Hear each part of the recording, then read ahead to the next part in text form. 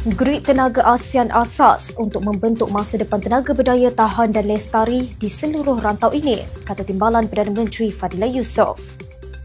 Fadila yang juga Menteri Peralihan Tenaga dan Transformasi Air berkata, APG inisiatif serantau untuk menghubungkan grid elektrik negara Asia Tenggara membayangkan rantau di mana bekalan elektrik mengalir dengan lancar, merentasi sempadan, keselamatan tenaga secara kolektif ditegakkan dan kemakmuran sebuah negara memanfaatkan semua. Katanya untuk merealisasikan APG sepenuhnya memerlukan keazaman politik lebih kukuh, kerjasama teknikal lebih mendalam dan strategi pelaburan lebih bijak. Jelasnya APG dapat memanfaatkan geografi bersama dan sumber pelengkap untuk membina masa depan lebih hijau, inklusif dan terjamin.